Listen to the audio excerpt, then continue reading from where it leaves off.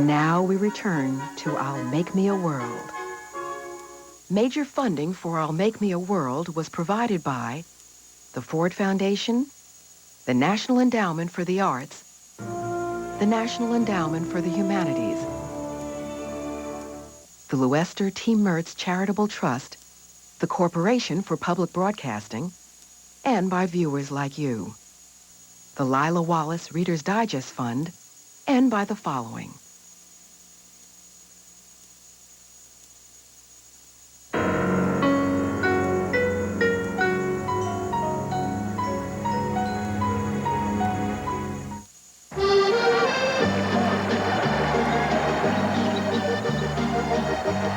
People were laughing, happy, crying. They were very nice to us because they felt that we helped to free them. African-American artists serving in America's racially segregated military helped to win the Second World War. My father made us stand up when the national anthem played. He was a vet, and he lost his brother, my uncle, in World War II. So my father had a tremendous stake in the country. And it wasn't an imaginary stake. I mean, what could be more real than giving your own brother for this cause that World War II seemed to be about? We had gone off and demonstrated willingness to fight and die for the country and the principles of the founding fathers. Life, liberty, and a pursuit of happiness. And we returned, I think, after the war, filled with that thinking that things were going to be better.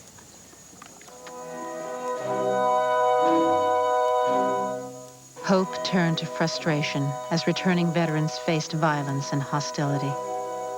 It is very disappointing to go to war, to rid the world of tyranny, to win that war and to come back home and find yourself facing it in your own home. That's, that is ridiculous. James Baldwin, a young writer, aided the war effort by working in a defense plant, while his older brother served in the army. When these young men came home in uniform, they started talking, and one sometimes trembled for their sanity and for one's own. My brother did not seem to be representing the America his uniform was meant to represent. He had never seen the America his uniform was meant to represent. Had anyone? After the war, Baldwin began writing essays and book reviews, often about race. He was also working on a novel about his youth in Harlem. For me, writing was an act of love. It was an attempt not to get the world's attention. It was just an attempt to be loved. Baldwin was raised in a home dominated by his stepfather, a factory worker and Pentecostal preacher, embittered by failure and racism. As a teenager, Baldwin also preached, seeking to escape his surroundings. My father had lived and died in an intolerable spirit. I knew that this bitterness now was mine. I was forced to admit something which I'd always hidden from myself. That I hated and feared white people. But I couldn't live in Harlem either. No black people. I despised them and the ghetto from which they could never escape.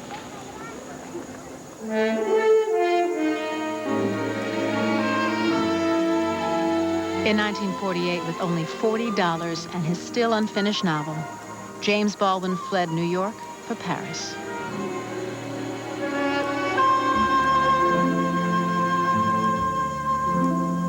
There was a boy, a very strange, enchanted boy. They say he wandered very far, over land and sea. To be an artist, you really have to be truthful, not just about yourself, but about your society. And to be truthful about America, a country that fears the truth in relation to race and class and gender, you can go crazy. go insane. The best thing I ever did in my life, I think, was, in effect, flee America and go to Paris in 1948.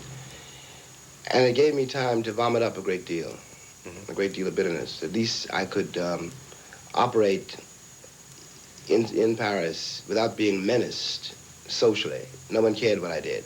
The most important thing in France is to feel free. They understand that. That's why they're free in everything you do, and what they write, what they do, and all like that. The French like freedom, liberté.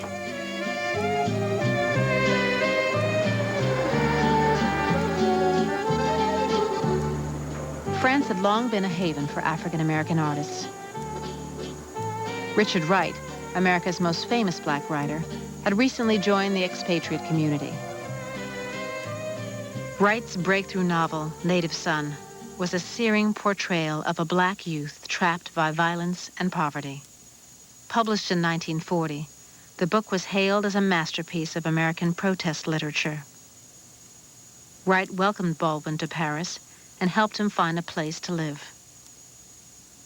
6 months later, Baldwin created a stir with an essay denouncing protest novels for oversimplifying black life. In Everybody's Protest novel, he criticized Uncle Tom's Cabin, written in 1852 to protest slavery, and Wright's Native Son. On the day the magazine was published, I walked into the Brasserie Leap. Richard was there, and he accused me of having betrayed him, and not only him, but all American Negroes, by attacking the idea of protest literature. His criticism of Richard Wright sort of devastated me. I mean, it sort of devastated me because I really liked Richard Wright. I really thought Richard Wright was a great writer, and he came and he said, Richard Wright is really writing out some kind of old Victorian sort of thing, just like Harriet Beecher Stowe with Uncle Tom's Cabin. This is sort of very constricted, confined, and old-fashioned social protest stuff. Even though he was going after an icon of black literature named Richard Wright, he was making larger, more general points that I thought were true for everybody. And that is that protest novels are not essentially great art. The personal aspect of it is intriguing, the psychological aspect of it. How Baldwin went to Paris depended on Richard Wright, and Richard Wright became a sort of a father figure for him. And then if you read the script sort of conventionally, or in a Freudian sense, well, Baldwin had to kill the father to make space for himself.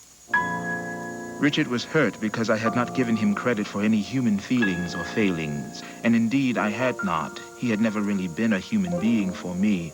He had been an idol, and idols are created in order to be destroyed. Baldwin had captured the attention of the literary world with his essay, but he was despondent over lack of progress on his novel. Out of money and drinking heavily, he was hospitalized twice the following year and spent Christmas in an ancient prison, accused of stealing a hotel bedsheet. After his release, he returned to his hotel room and tried to hang himself, but only managed to break the water pipe. It must have seemed to me that my flight from home was the cruelest trick I had ever played on myself. The greatest thing you'll ever learn. Down to a lower point than any I could ever in my life have imagined. Lower far than anything I had seen in that Harlem which I had so hated and so loved. In return.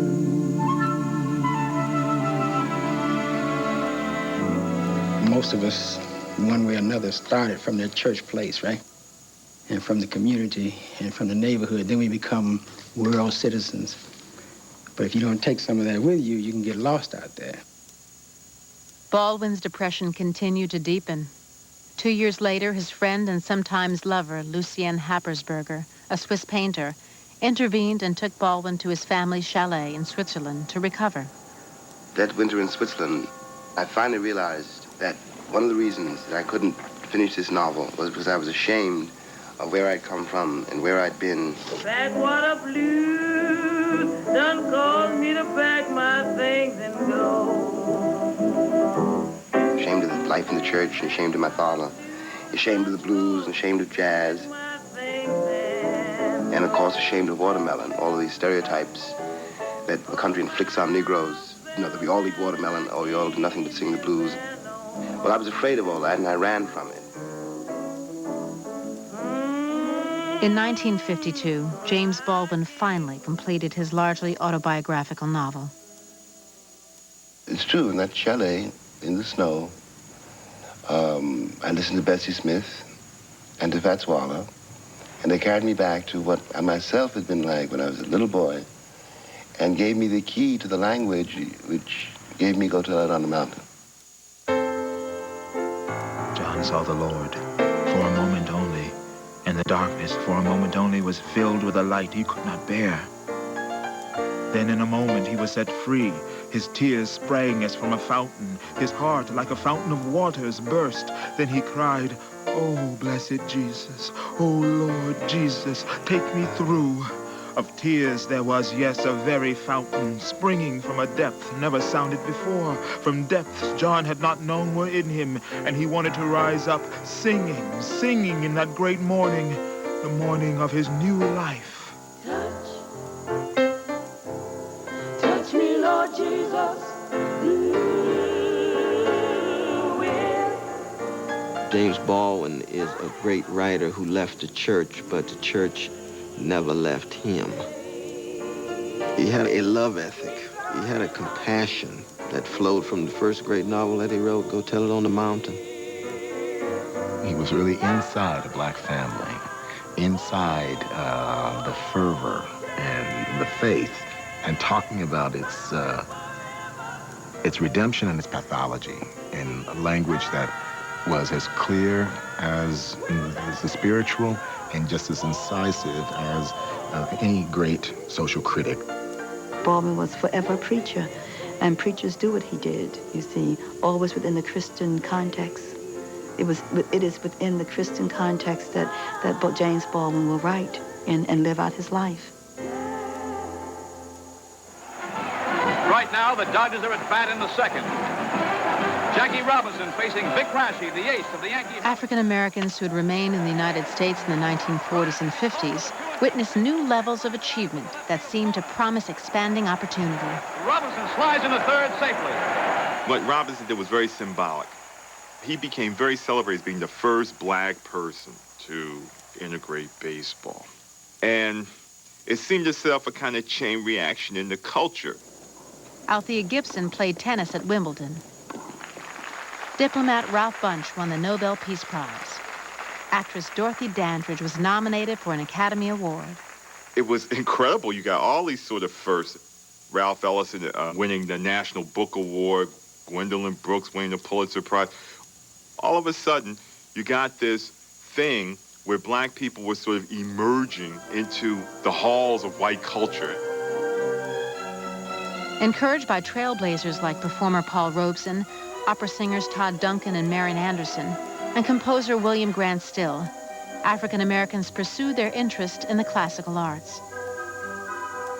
I love music, and I would just flow and dance to music. I flew into the middle of my mother's and daddy's cocktail party at 4 years old without a stitch of clothes on because they had some beautiful classical music on. But it encouraged my parents to say, well, she really needs some kind of training.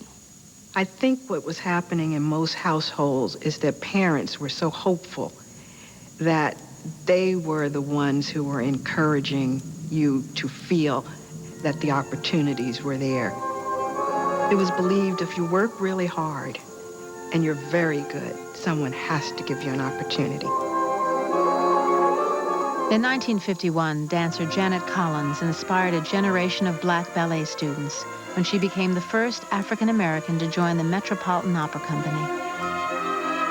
I saw her one time. My mother took me.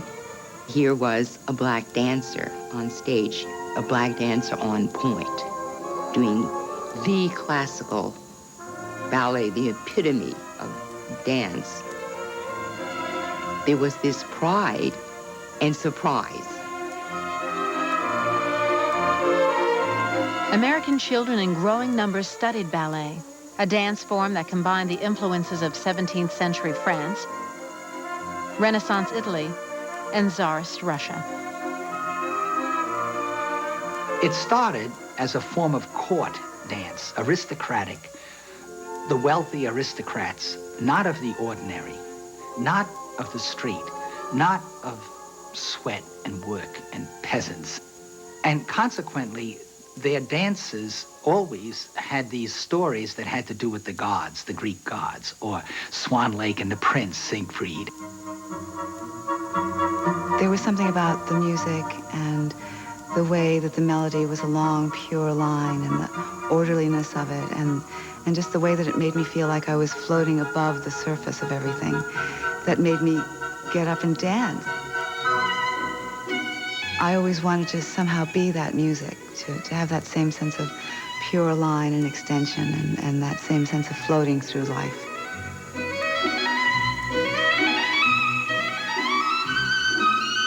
At mid-century, ballet was essentially closed to African Americans. It was widely held within the dance world that black people did not have the correct body shape or cultural background to perform classical dance. I did go to a white ballet school, and I began to hear little whispers of like, well, maybe you should do modern dance. Maybe maybe jazz is something that you're more suited for. I saw Bojangles, Bill Robinson. I liked tap dance, and I really didn't particularly care for classical ballet. I really was told I wouldn't be a dancer. Now, if you want something done, tell me I can't do it. Then you can bet your bottom dollar it will happen. I grew up in Philadelphia, and I did all my dreaming in the movies, and I used to see all the musicals, and I just got the notion when I saw Sid Charisse that I wanted to be a ballet dancer.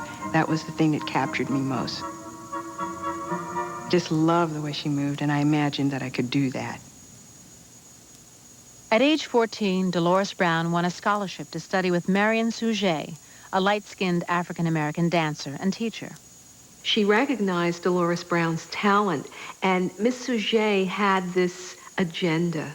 Her agenda was, through the vehicle of Delores Browne, to develop the first black ballerina to dance in a white ballet company. Ballet, for me, took me somewhere else. It was something that I had a gift. I worked hard, not because I had to work at the technique really hard, but because I just loved accomplishing things. After 2 years, Suget took Browne and several of her other gifted students to study dance in New York City. The first partnering class we had was heartbreaking for us because none of the men would step forward and partner us. Marion Suget said, okay, girls, we will partner each other, and we will learn all we need to learn, and we'll take it back and show it to our guys at home. We weren't leaving, and by the next week, the men were then, somebody had a discussion with someone, and I remember standing in the center of the room, and the best man in the class walked over to me and extended his hand and said, Miss Browne.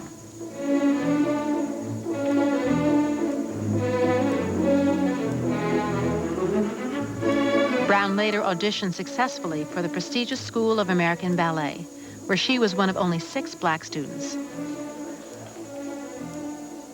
Like many at the school, she hoped to be chosen eventually for a position with the New York City Ballet. I very much wanted to be a member of New York City Ballet. I loved the atmosphere. Exhausted from the strain of earning a living while she took classes, Browne left the school after a year. In 1955, another black student did join the New York City Ballet. I said, I don't want any publicity. Negro breaks barrier, because at the time the word was Negro. I said, I want to join the company like anybody else, and what I get, I will get on my own hard work. The shock on people when I came out on the stage, and all this fervor happened in the theater.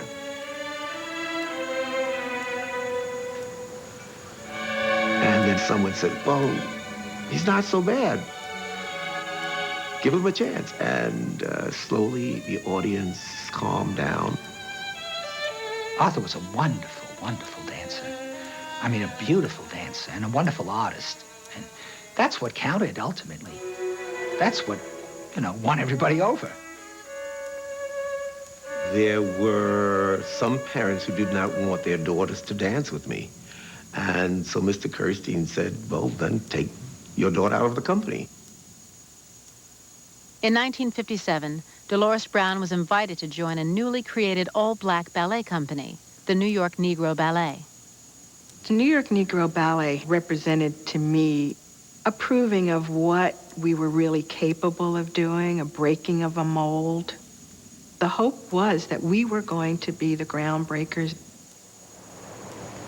With funding from a wealthy patron, Browne and the company embarked on a debut tour that would take them to England, Scotland, and Wales. Watch this arm, yeah, that it's not coming up and over your face. Browne and a partner were chosen to perform the difficult Bluebird Pas de Deux from Sleeping Beauty, the only classical piece in the company's program. She feared the British audience would not accept blacks performing the revered European classic.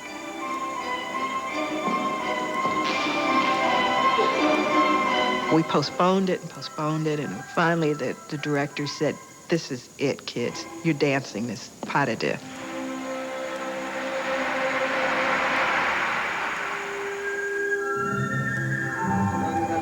I remember the curtain going up. I thought I was going to die. I'd never felt that way, ever going on stage before. I loved performing. I just thought they're just going to kill us for daring to do this. And the applause was so spontaneous and so big, we just rode on it.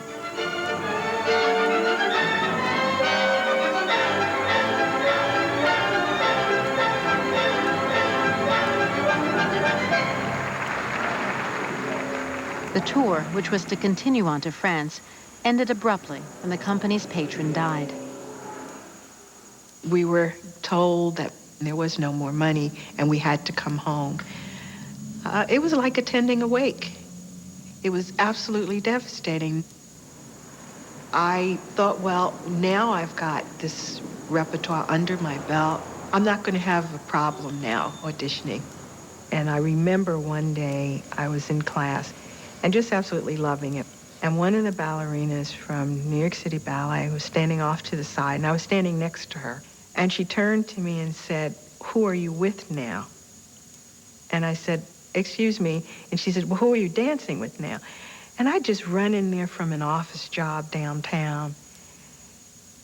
For some strange reason, it was the first time in my life that I walked away saying, what am I doing? Why am I doing this? I went home. I got rid of all my practice clothes and said, I'm an office worker. That's it. I'm not doing this anymore. I was so heartbroken because I realized that in that class, I was the only one on the front line who was not in a company.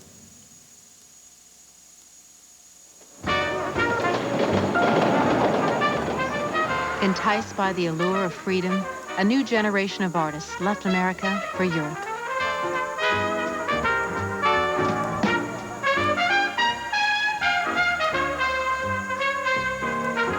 It's the first time in my life I was able to reflect on what the past was, the present, and try to get a glimpse into what the future could be, because everybody left you alone and got off your case. And I couldn't have that perspective here because it was always just black and white. France was not without its race prejudices.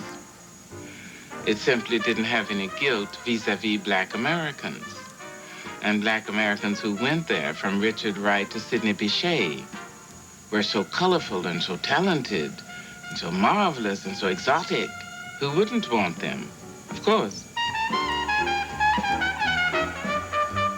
James Baldwin was a rising star in the black expatriate community. In his second novel, Giovanni's Room, Baldwin explored another aspect of his identity, shocking some readers with a story of homosexual love.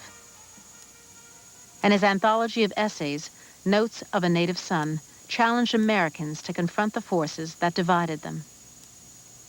He did have a vision of white people and black people living together in a sexual, emotional, intellectual rapprochement in which blacks and whites would find common ground. I'd come out of the service and seen that Notes of a Native Son with the great big eyes on that book, you know, a young black boy, and immediately I said, that's me on the cover of that book. He had turned this really exquisite sensibility that he had onto issues of race. And of course, he had personal experiences that were unlike any that we had had.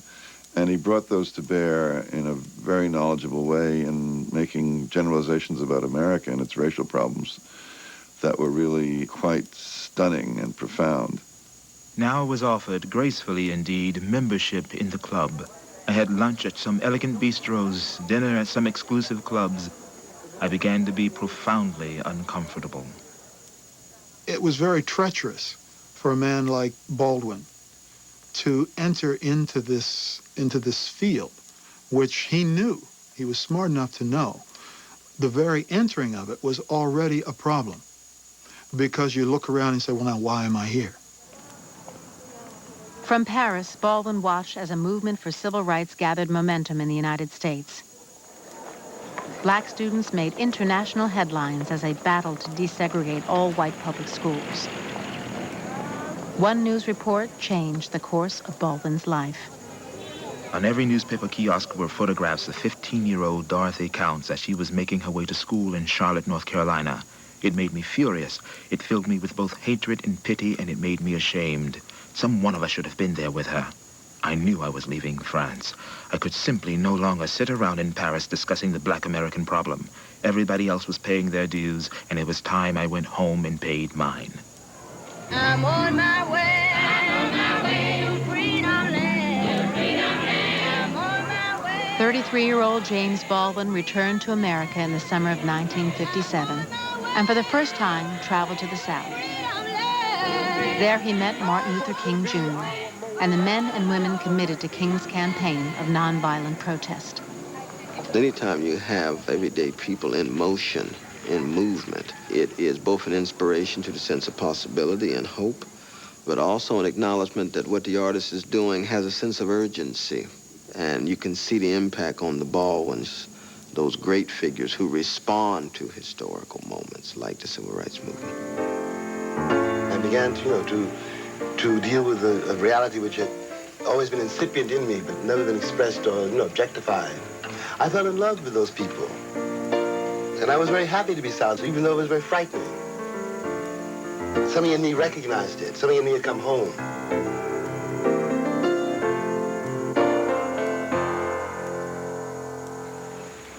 Do you think the Broadway theater truly reflects the American people? I hope not. I've never seen anything on Broadway resembling anything I see in the streets. I have seen on Broadway the kind of fantasies, one read when I was a child. I'm very much affected by the point of view that the theater and the entertainment industry, like all other art forms, must be dictated by whatever the circumstances of a given society are at the moment. Lorraine Hansberry, a 27-year-old writer and activist, hoped the American stage was ready for her play about the aspirations of a black working-class family. I tell you, I gotta change my life because I'm choking to death, and all you say to me is eat these eggs. I thought Raising the Sun was going to be the kind of script that I could breeze right through. But it was such a slow read because I had to keep reading things over. I had not read this kind of material about African-American people before, and I was just thrilled. Black people had not had the stage. They had the stage to entertain. They had the stage to do their thing that entertained the white people. A play about a black family? Who wants to come see that? I'm looking in the mirror this morning and I'm thinking I'm 35 years old. I'm married 11 years, and I got a boy who's got to sleep in the living room because I got nothing, eh?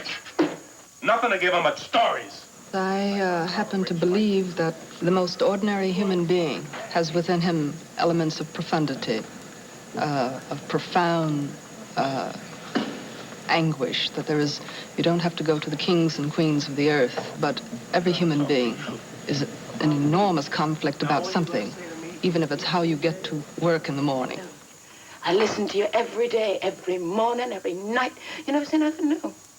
The time arrived when we were supposed to go in rehearsal. Didn't have a theater. Raising money was a problem. Raising the Sun ended up probably to have more investors than any show that was previously done on Broadway. It's because the investments were that small. Rehearsals finally began late in 1958. The producers then tested the play at tryouts, first in New Haven, and then in Philadelphia, where James Baldwin was in the audience. When the curtain came down, Lorraine and I found ourselves in the backstage alley where she was immediately mobbed. I produced a pen, and Lorraine handed me her handbag and began signing autographs. It only happens once, she said. Everybody wanted to meet Lorraine, wanted to meet the author. And the surprise and the shock was the fact that she was so young. I stood there and watched. I watched people who loved Lorraine for what she had brought to them, and watched Lorraine who loved the people for what they brought to her. The word began to come back to New York that there was some possibilities in this play. I've been thinking, just thinking, mind you, that we could maybe meet the notes on a little old two-story somewhere. Well, Lord knows, we wouldn't have run in this here rat trap to pay for 4 houses by now. So the Schuberts came to Philadelphia, saw the play, and said to the producers, if you will go to Chicago for 8 weeks, we will underwrite the show against loss. And the Schuberts had never done that before. Chicago was Hansberry's hometown, the site of events that inspired her play. Well, let's get out and see what it looks like. When she was 8, Hansberry's father moved the family into a white neighborhood to challenge restrictions that kept housing segregated. His case, which eventually went to the United States Supreme Court, was won in 1940. The overwhelming majority of people out there feel that, well, that people get along better when they share a common background. Oh, no, now, wait. Now, wait. Believe me, I want you to believe me when I tell you that race prejudice simply doesn't enter into it. This, friends, is the welcoming committee. You get out of here. Despite the court ruling, Chicago neighborhoods remained largely segregated when A Raisin in the Sun came to town 19 years later. Well, now, I don't understand why you people are reacting this way. I mean, what do you think you're going to gain by moving into a neighborhood where you just aren't wanted and where some elements... Now, look, people get awful worked up when their whole way of life and everything they ever worked for is threatened. Get out. Just can't force people to change their hearts, son. It spoke to an issue that was very real in America, that is, whites did not, in the North and in the West, Midwest, whites did not want blacks living next door to them. I minimized its value because I thought it was raising, a kind of cliched response of the civil rights movement. But then it began to dawn on me that these are the real questions. Where will we live? We don't have enough money. What shall we do? Those are the questions that black people are asking.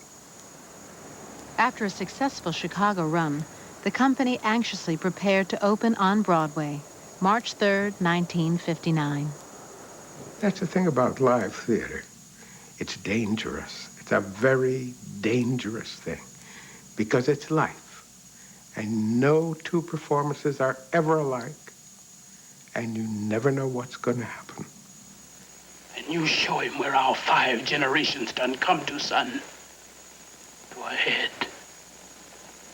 We have all thought about your offer. And we've decided to move into our house. Because my father, he earned it brick by brick.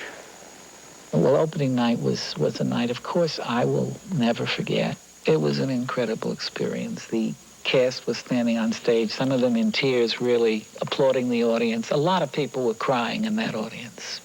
And then people started shouting, author, author, author, and Sidney Poitier was on the stage, and he held out his hands, and Lorraine went down the aisle, and he jumped down and lifted her up onto the stage, and the house went crazy.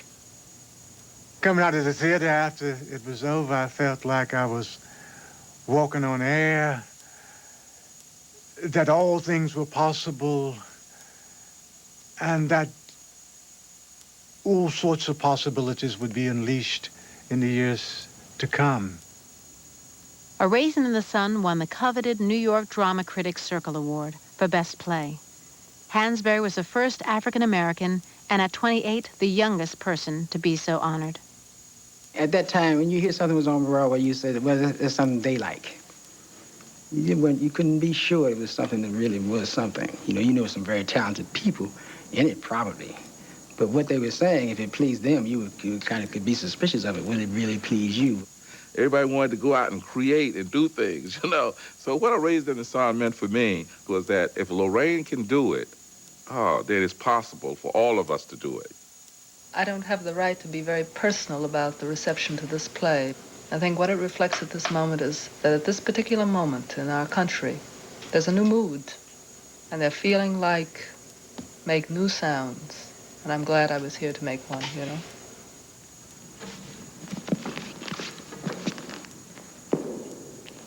Either you make the magic or you don't make the magic when you hit the stage. Either you hit the high C or you don't hit the high C, regardless of the color of your throat. There is not a black pirouette. A pirouette is a pirouette. When I come into the studio and I put my hand on the bar, I am addressing the art of ballet. And I want to be as true to that form as I can, being myself. In 1955, Raven Wilkinson had joined the celebrated American dance company, the Ballet Russe de Monte Carlo. She was the first black woman hired to dance full-time in a major ballet company. But the director had asked her not to reveal her race. She's very fair-skinned, but I knew she was black, and she had beautiful feet and a wonderful port bras and very lyrical, and she fit in quite beautifully. I went to the South, I stayed in the hotels, I danced on the stage, and in the course of the time, I became a soloist. The director of Ballet Russe gave me the waltz and lace sylphide my second year in the company, and that was always my part. I did it through thick and thin whenever lace sylphide was playing, which was a lot, and I loved it. Wilkinson and the company toured the United States and Canada by bus. One season, they traveled more than 19,000 miles, performing in 91 cities in 25 weeks.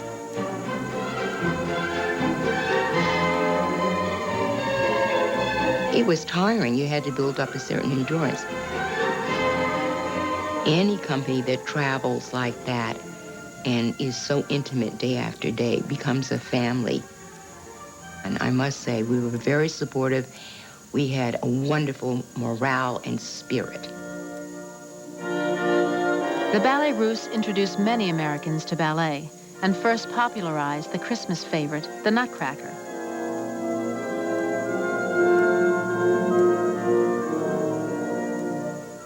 In small towns and big cities, the company regularly performed before capacity.